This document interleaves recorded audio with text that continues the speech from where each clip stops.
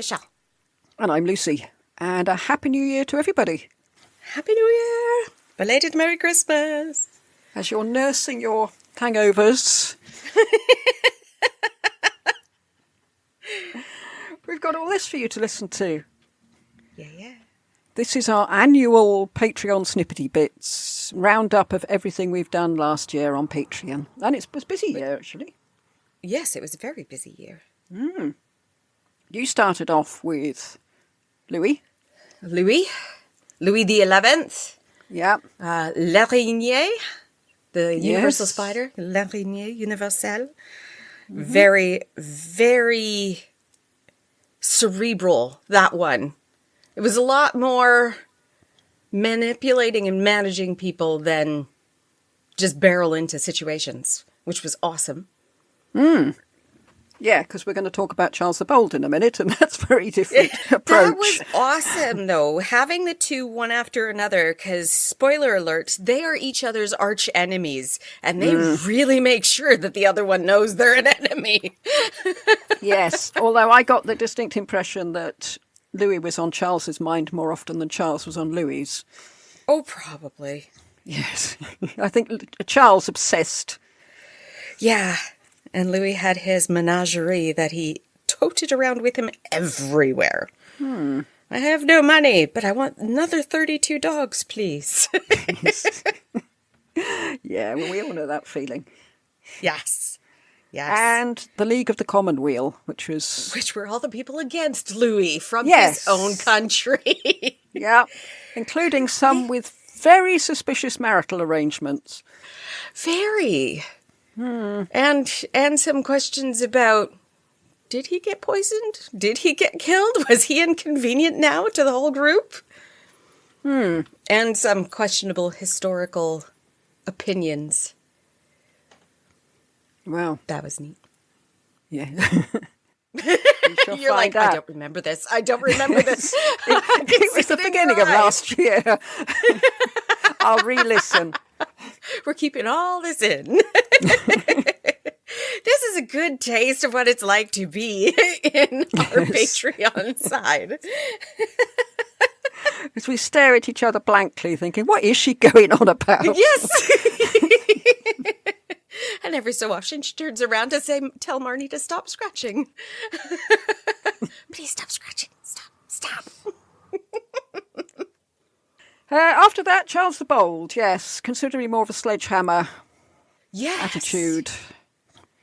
But I started picturing him as a bulldog. Once he's got a hold of something, he is not letting go. No. Then we had Sigismund of Tyrol, and he made Charles the Bold look positively intellectual. He was a complete pillock, wasn't he? Buffoon. Unbelievable. Yes. And the picture of him shows, what a sad little face as he's thinking, I'm rubbish at this. Yes, somebody please take over. Just let me go play. Very keen on dwarfs, I remember. Yes. Yes, that was his hobby. That was a hobby for a lot of people, but they did it minimally. He seemed to want a hoard. What is a collective noun that starts with D? I don't know. I don't really want to think of the collective noun for dwarfs. Yeah, okay. Yeah, good point. We won't do that.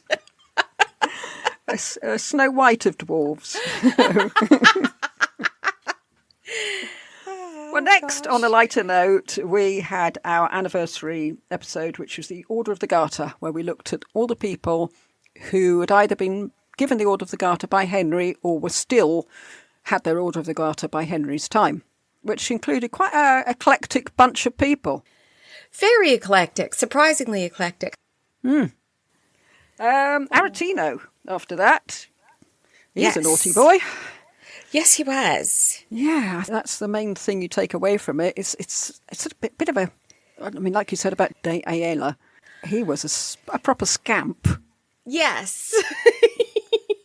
But like De Ayala, there's some parts of it you think, no, this is beyond scampage. Yeah, this is way beyond scampage. Yeah. But I liked him because we knew so much about him, so many letters. Just felt I knew him. Which is lovely. Those are the ones we tend to like more. Yeah. He romped about, rolling about with his children. And yeah, nice. Like proper dad stuff. Instead of, I'm going to send you away to be raised by somebody else and I'll visit you once a year. No, he didn't want to do that. No. Next, we got The Book of the Courtier by Castiglione, which tells you how to behave. Yes. So, yeah, I'm sure we could quite learn liked from it. There were some stuff in there that we were saying, does this really need to be written down? Some stuff was quite gratifying. There was one character in it who was very unmisogynistic. Yes. Which is quite refreshing in this this era. Somebody who respected the opinions and thoughts and just the being of being a woman. Which was lovely. Yeah. Martin Corvinus. No, he's not Martin. Why do I think he's Martin? Matthias Corvinus. God, we talked about him for about 5.5 hours, and I'm still calling him Martin. Matthias Corvinus. Yeah, we decided he was a bit of a fraud in the end. Yes, even though he was supposed to be this amazing man. Yeah. Yeah, all that talk about, I'm the only buffer between Europe and the Ottomans. Give me the money and I'll fight somebody other than the Turks. Yes. Give me the money and I'll give it to Emperor Frederick to get my crown. Yes. Although, to be fair, he did kind of have to fight Frederick. He did, yeah. I mean, as soon as his back was turned, Frederick was doing grandmother's footsteps behind him. And yes. So, yeah, you could understand it. Oh, I wonder who still plays grandmother's footsteps. That's a good question. Don't know. I do with my grandmother. Not with my grandmother. Granddaughter. Granddaughter. Lucy, do we need to speak about reality? Right, lastly, getting away from that, we have the man who really was the buffer between the Ottomans and Europe. Mm-hmm. Not a nice man. Dracula. Yes. Yeah, not a nice man. I just say it like that because I heard somebody say it once and it just sounded really cool. Yes. I couldn't tell you who it was, but it was Dracula. With the ooh. With an ooh. Son of the Dragon. But he was interesting character. You would not want to be sent to his court. No, for any reason whatsoever. It could be something awesome. You're giving him some major gift and you still end up in pounds. Yes, you take him the letter that says you may already have won £25,000. and he nails your hat to your head. Oh, goodness. Yes. So anyway, that was 2025 on Patreon. And if you want to go and listen, it's cheap at the price. Very cheap. For the number of hours that are in there. Each one of those. How many episodes is Louis? Louis is 5? 4 or 5 1.5 to 2 hour long episodes. Yeah, 6-7 hours. Yeah. Of each. Doesn't sound like we do a lot until you actually listen to it and you're like, oh my God. Yes. Treat yourself to a belated Christmas present. Yeah. That'd be nice. Yeah. So we'll see you again this time next year for exactly the same episode. With different people. With different people. Starting with Michelangelo, we just discovered. Yes. He's been just been chosen. And he's just been chosen over the Spanish Inquisitor. The Spanish Inquisitor, Torquemada. Every time we talk about Torquemada, I think of Mel Brooks' History of the World. There's a song and dance episode in there where he's Torquemada. Go watch it, Lucy. Another movie you haven't seen. Okay. I think I have seen it years ago, but I always think no one expects the Spanish Inquisition. So. Okay. Happy New Year to everybody. Happy New Year. Bye. Bye. The rebellion, of course, this one didn't succeed. During the parley, because you always had to have a parley to be honorable, you have to sit down and talk out and scream at each other before you actually get people to fight. Louis asked for the lands he was entitled to, and his wife. Yeah. I want my wife. Give me my wife. I find that funny, that she was very well noted to be part of his demands. He wanted his wife. I think it's humiliating for him. As much as, I mean, I don't know what he thought of his wife. I mean, maybe he wasn't that bothered whether she was there or not, but... She's my wife. She is part of his possessions, for one thing. She is mine, not yours. Yeah. He also audaciously demanded that his father stop using troops on the rebellion. Why are you fighting us now? You have never fought the English. Slap in the face. Yes. Yeah. He then said that if the king would not agree, that they should obtain arbitration through... Go ahead and guess. Philip of Burgundy? Yeah. That's a good guess. That is a fantastic guess. Well, I have been reading all about him. So he was uppermost in my mind. Yeah, a person that had already turned tail on the king and just supported the English in Brittany. And technically was supposed to be swearing fealty to the King of France for his lands. Yeah, it makes a lot more sense, really, now that to think that Philip didn't do that, because he might have had as much contempt for the French king as everybody else, not just that he didn't want to be a vassal of a French king. He didn't want to be a vassal of that French king. French king, yeah. I just thought... Could you imagine being the king? What a slap in the face. Wait, you want one of my underlings to arbitrate for us? Usually ruler to ruler, it's Pope. Oh, that's true, yeah. Mm-hmm. Yeah. And the Duke of Burgundy had been battling the King of France not too long ago. Joan of Arc was fighting them. Yeah, it's sort of obvious which way he's going to go. Yeah. I don't like you. No. When the Duke's on Louis... But you're an unknown quantity, so might go for you. Yeah, and you're young. You're very young. When the Duke's on Louis' side quickly discovered that they could not move him to change his mind in any way during these negotiations, they gave up. They abandoned Louis and went to the king seeking forgiveness. Oh. Because Louis decided not to agree to any of their demands either. No, you can't have that. That's not the point of this rebellion. We're trying to fix the country, not give you more. Yeah, very. Yeah, they're nobles. I mean, that's what life does. Life gives you more. Yeah. I want these lands. To those that have. Yeah. More is given. I've forgotten what the quote from the Bible anyway. Yeah. The more you have, the more you want, or I don't know. But yeah, Louis was like, no, we are here to make the country better, not to just line your pockets. No, that's not. No, they wouldn't understand that. Yeah, so in that way, we know what would have happened. Louis was absolutely not, so everybody abandoned him. He was not going to be a puppet. The king had also surprised everyone by actually gathering military forces and marching against his son.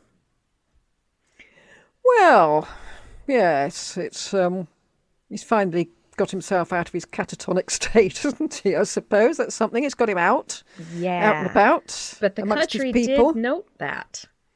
You're not fighting for us to keep us safe, but you're going to fight against your own son within the country. What an extraordinary family. Yeah. When I said that Louis spent almost all his time in the saddle, I actually meant it. An embassy trying to catch up with the king thought they would see him in June, didn't end up catching up to him until August after switching to horse relays. Right. Like the horses would have died, so they had to stop off and get fresh horses constantly. They're all like that, though, aren't they? I mean, Maximilian and Ferdinand, they just never stay still. Yeah. When you compare that to English kings, well... Yeah, never go anywhere. Yeah. Well, they do progress, but... Yes. Louis's father didn't move this much at all. He very rarely left and went anywhere. Sforza's ambassador actually asked to be replaced because he could not keep up. Even in the carriage he had built for himself, he couldn't keep up with Louis. He wrote about the vile lodgings the king stayed in, sometimes run-down hotels, sometimes a peasant's hut, and everyone else was constantly intense. because there was no place to stay. It seems, looking at, well, most of the rulers are not as nearly so keen on flamboyance and luxury as their nobles. Yes. But it's interesting the point of view, though, because Henry VII didn't like it because of the cost. Yeah, and also he wasn't brought up to it, really, was he? No, but neither was Louis. So that's something to point out. Yeah, Ferdinand wasn't bothered by it. I mean, and Maximilian certainly wasn't. I mean, he'd quite like to spend all his time in hunting lodges. Yeah. So, yes, it's the nobles who get all fussed about that sort of thing. And the ambassadors. Yes. Oh, the ambassadors get sent back really bitchy remarks saying, and what was he wearing? Yeah, in one of those remarks, he said sometimes Louis just said in, quote, rude, unquote, tense, when he couldn't find lodgings. Rude usually meant filthy. Yeah. Filthy, or disgusting. Basic, yeah. Well, he was completely ruthless in this quest and very rarely fulfilled his side of the bargain. He was determined that Emperor Frederick should make him king of the Romans. That's so frustrating. It's like, just be honest, people, please. So what did Emperor Frederick think of all this? Well, not a lot. He was annoyed that Charles had sided with the Elector Palatine of the Rhine, who was Frederick's main enemy. They'd been fighting him for years. Also, Frederick had been assuming that his son Maximilian would be succeeding him. And he can't have been very happy that Charles was taking every opportunity to tell anyone and everyone of Frederick's incompetence. That'll make you popular. Well done. Well done. Well, it wasn't helped by the fact that everyone was saying, yeah, tell us about it. He's terrible. Oh, gosh. And also, Charles wasn't now asking to be emperor once Frederick died. He was demanding that he abdicate. They can't see me just shaking my head in bewilderment.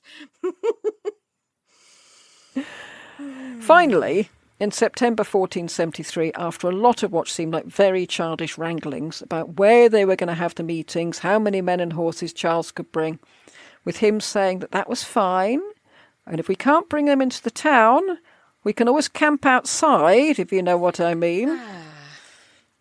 Frederick and Charles met outside Trier. Charles used this opportunity to exhibit his wealth in a rather tacky way. He wore an ermine-lined cloth of gold mantle over a black cloth of gold coat covered in pearls, diamonds, sapphires and rubies. And you think, we're talking about Frederick here. I mean, you can't compete with that. He's lucky if he's got anything to wear. There was an awkward moment when it looked as if Charles was going to lean forward to kiss Frederick, but Frederick fended him off. A bit like Donald and Melania. Don't touch me. The two leaders then stood for the best part of an hour with their hats in their hands, Charles offering to accompany Frederick to his lodgings, and Frederick saying, no, allow me to accompany you to your lodgings. In the end, they both went off to their lodgings unaccompanied. After feasting and speeches, they wrangled for another hour as to who should leave first. And then they had the ridiculous spectacle as Charles insisted he could get down the stairs on his own, and he set off to demonstrate that he could do this, and then realised that Frederick was still following him, so he ran back up the stairs, and leaving Frederick standing halfway up the stairs. It was just thinking, just let's do this. You go there, I'll go here. I've walked upstairs before. It soon became clear to Charles that Frederick was very reluctant to make him the King of the Romans. But for all this politeness, Charles had made it perfectly clear that he wasn't made King of the Romans peacefully, he would take it by force. The Milanese ambassador, who else, said that he thought Charles was getting fed up, quote, with all these German tomorrows, unquote. We'll do it tomorrow. Jam tomorrow, not jam today. On the 6th of November, Charles was made Duke of Guelders as a sop to his wounded pride. Although no one knew what Charles and Frederick ultimately discussed, the rumour went around that Frederick had agreed that Charles could become King of the Romans on Frederick's death. that's not definite, but it seems they did finalise the plan that Maximilian should marry Mary. Although, as one chronicler said, quote, she was scrofulous and some say mad, unquote. Poor Yeah, Mary. no kidding. She was neither. No. Frederick's doctor told him that Mary was, quote, not of sound body, being on the way to becoming a hunchback and consumptive, unquote. How do you become a hunchback? I don't know. Slouching?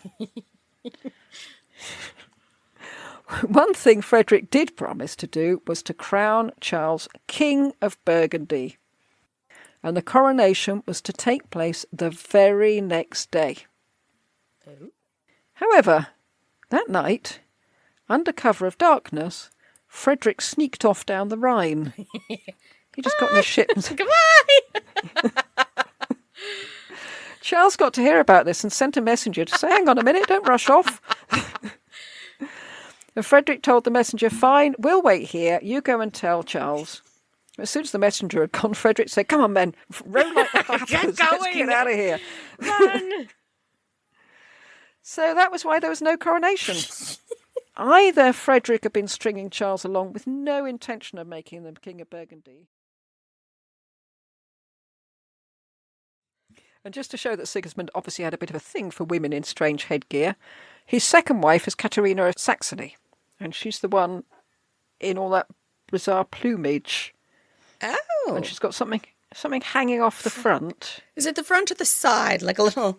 It's hard to tell. Because the way they've painted it, it looks like those things you'd put on like a horse or something with a carrot dangling in front. Like, just keep moving forward and you'll get the carrot. I was thinking of an anglerfish. Yeah. She seems to have... Yes. And she's gone for the earmuffs as well. Yeah. And a lot of pink Ostrich and blue... feathers? What? Those Yeah. have to be ostrich feathers. Dyed. Nothing else has that kind of look. Okay. Sigismund was 56 by the time he married her. How old is she? 16. 16. 40 years difference.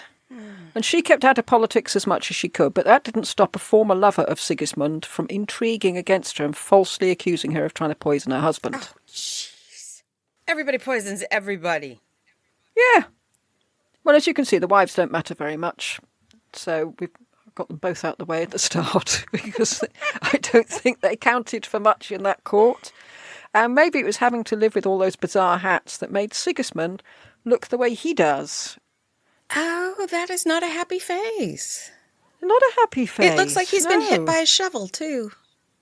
It's not as if he's been caught unawares. Yeah. Looking miserable, because it's not as if he'd been snapped with a camera. I mean, he sat there and looked like that while the person took his picture. Yeah. And he looks thoroughly miserable. But, as we'll find out, he has a lot to be miserable about. He's got a scooped-in face except for the nose. I think that's just the angle that they chose for his face. That... But the eyes look empty. The mouth is turned down. What is it all about? What's the point? Yeah, he looks like he's just done with life. Yeah.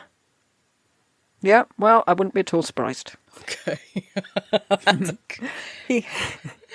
He had constant disputes with his neighbours, particularly with Nicholas of Cusa. Anyway, now the one we're interested in, Federico da Montefeltro. He was chosen by Edward IV as a bid to show how different he was from Henry VI. He was interested in affairs on the continent. His popularity with Pope Sixtus was Federico's way in. He was also given the Order of the Ermine of Naples, as we've said, a papal state. Oh, yes, all on his mantelpiece must be groaning with all these things. Yes. The Pope gave him the Golden Rose as well, and made him Gonfaloniere of the Church. And there were wedding bells for Federico's daughter and the Pope's brother. Brother this time, not son, brother. So he's old. Not necessarily. And she's probably like 13. Yeah, maybe. Yeah. Edward was keen to go to war with France to get back the lands lost by Henry VI. He needed all the allies he could get. Yeah, good luck with that. Well, it seems he was looking at a two-pronged attack, because Edward and Charles the Bold of Burgundy would attack from the north, and Federico de Montefeltro and the Neapolitans would attack from the south. Okay. But King Ferrante of Naples wasn't keen. Of course not. Just said, well, yeah, no. Nah. So Edward went for it alone. And apart from that nice pension, it didn't go very well. Yeah. But Federico promised Edward he would put in a word for the candidates he'd chosen for various bishoprics, and he got him some indulgences. Oh. And Anthony Woodville, the king's brother-in-law, wanted to go on pilgrimage to Rome, and Federico promised to smooth the path for him. Of course he did. Unfortunately... We should just record you saying "unfortunately" so you going can to say. play it over again. In Italian politics, there's always an unfortunately. Soon after, Federico found himself fighting against the Pope on Ercole d'Este's behalf, so all of that just went straight out the window. Yeah, that's always what I don't get. Like, we keep talking about how it was a Catholic world, and everybody was super religious, but I don't think everybody was, otherwise they wouldn't go against the Pope. The Pope was trying to take Ercole d'Este's land from him. His territory. But he's the Pope. If you were super religious and he was... You'd just hand it to him, wouldn't you? Yeah, you'd just go, okay, thank you. Can I please have some sort of pension out of this so at least I don't starve to death? Thank you. Thank you for your generosity. Yes. Oh, they are generous to a fault, aren't they, these popes? Oh yes. To their family. Yes. It seems, I don't know if this is true, but I think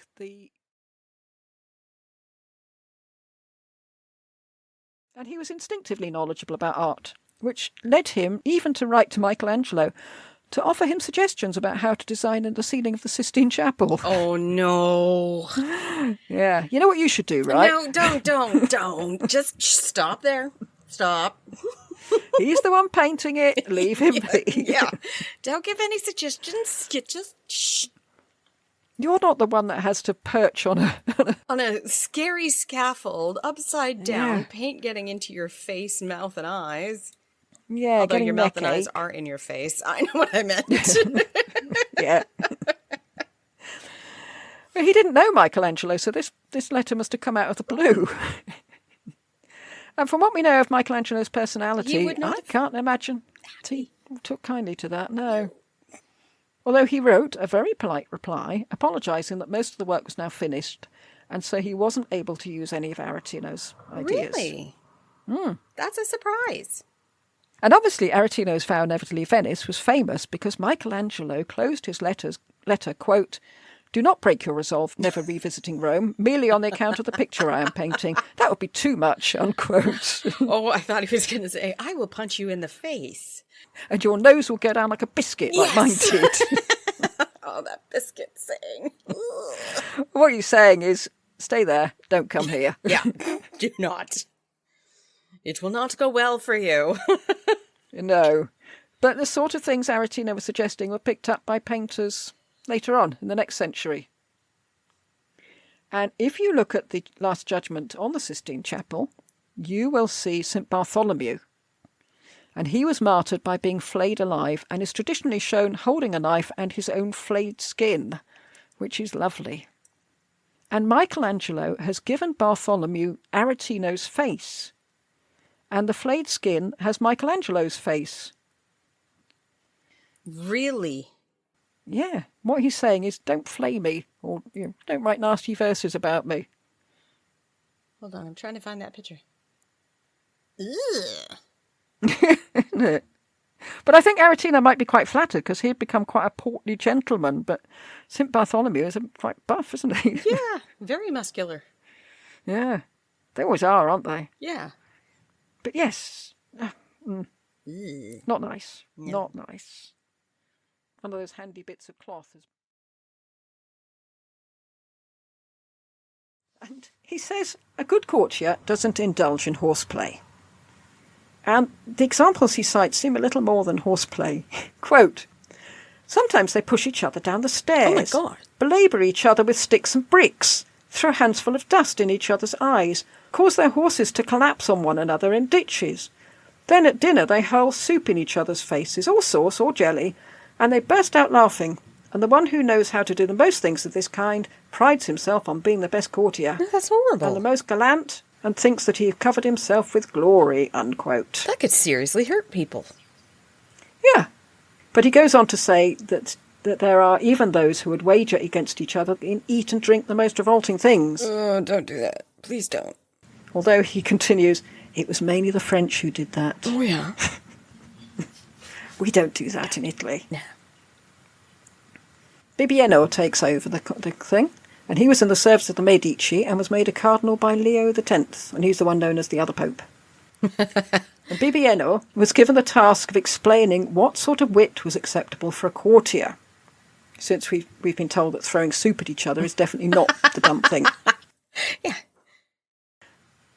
He says, quote, physical defects often provide splendid material for laughter. No, let's not start there. If one exploits them discreetly, but not too savage in doing this, is the work not only of a clown, but of an enemy, unquote.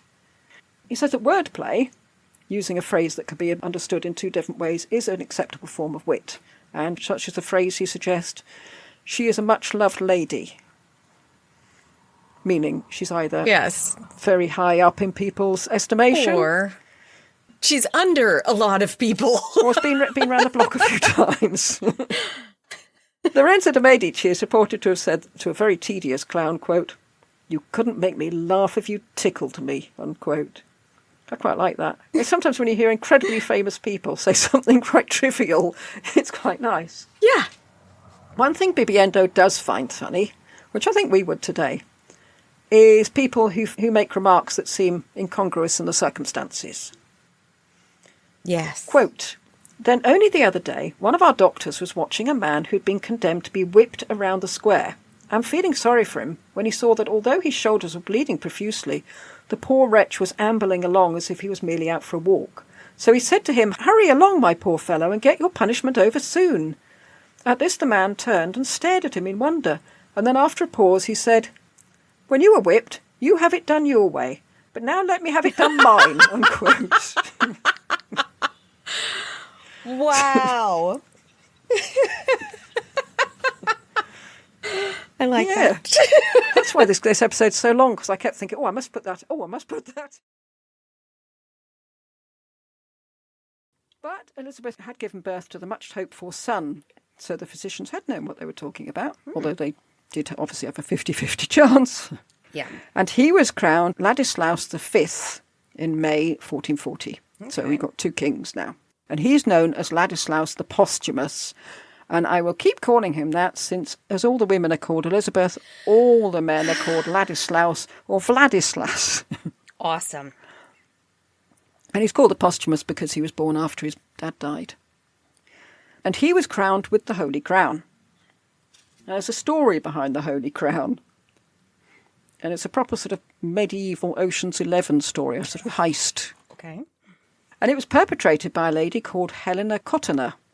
And she was a servant. She was sent by Elizabeth to steal the Holy Crown of Hungary, since without that, Elizabeth thought, no one else could be crowned except her son. If she's got the crown, nobody else can be crowned. I don't think it works quite that way. Well, we have a report all about this from Helena herself, so it's not often you get a medieval document by a female servant. Which is super cool. Was it written in blood? Scratched onto ancient parchment? I very much doubt it. Oh, come on. She said that Elizabeth, quote, said that I should do it because there was no one else she could trust who knew the place as well as I did. Okay. The Queen's request frightened me, for it meant great danger for me and my little children. I don't think she was taking her little children with her. She was just worried that if something happened to her, what would happen to her children. Yeah. And I weighed the matter in my mind, wondering what to do. And there was no one I could ask for advice except God alone. I said to myself, if I did not do it and something evil happened as a result, then I would have sinned against God and the world. And so I said I was willing to undertake that difficult journey, even at the risk of losing my life. But I asked that they gave me a helper, unquote. So, people made things so difficult for themselves. They didn't think, do I want to do it or not? Yeah. It would so escalate to, God, if I don't do it, I'm sinning against God. Yes. All the men who'd been asked to undertake the mission had gone pale and run away, apparently. That's what she said, that they went pale and ran away. Helena and her companion were sent to the castle where the crown was kept to collect some ladies in waiting for Elizabeth. Under the cover of darkness, although not entirely dark since Helena had asked for extra candles so she could pray all night. She's thinking ahead there. Okay. They crept to where the crown was kept.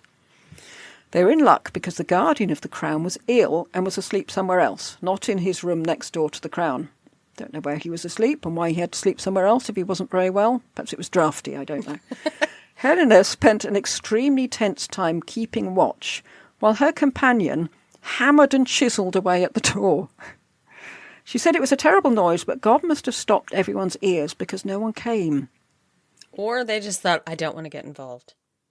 Or it just sounded incredibly loud to her because she was, dead silent. Right. She's there all tense and nervous, thinking, oh, God, someone's going to hear. There's a bang, bang going on in the background. She said she knelt down and prayed, which, considering she's meant to be on watch, you think, oh, for goodness sake. Yeah, pay attention. Yes, we're relying on you. Then they went through this very filmic device that they heard someone coming, so they stopped and stood stock still with their hearts thumping. And then the person went past, so they breathed a sigh of relief. And then bang, bang, and again after the person had gone. Eventually they were in. They grabbed the crown and stuffed it inside a cushion, which they then sewed up. The next day they set off home, and Helena put the cushion on her sledge and presumably sort of lounged on it in a nonchalant manner. So nobody would notice. Meanwhile, she's crushed it. Well, I've got a picture. I sent you a picture of it, and it does look as if someone might have crushed it at some point. Oh, yeah. Yes, it does. Yes. It's the cross on the top, so at a rather jaunty angle, isn't Yes. it? It looks to me as if someone's gone through a very low door and just sort of caught it. Their woes weren't over then, because when they crossed the Danube, the ice had got thin in places, and the sledge with the ladies in waiting in fell into the water. Ooh. Yeah, freezing water. No one drowned, but Helena said she was most worried they'd lose the crown in the water. It's the Holy Crown. I think she's panicking that she'll have lost God's crown. Jeez. When she got back, Elizabeth was just about to give birth. Just about. And she had a little boy, and immediately the Holy Crown was placed on his head. And that was that. All fear and trepidation had been worth it because the boy was king. That's what Helena obviously thought. That if Ladislaus the Posthumous was crowned with the Holy Crown, then that was that. That was sacrosanct. Yes. However, as you pointed out, the nobles had other ideas and they just crowned Vladislav with a different crown. Complete waste of time. Yep. And anyway, Emperor Frederick got his mitts on it quite soon after, and as we'll see, he wasn't very keen to give it back.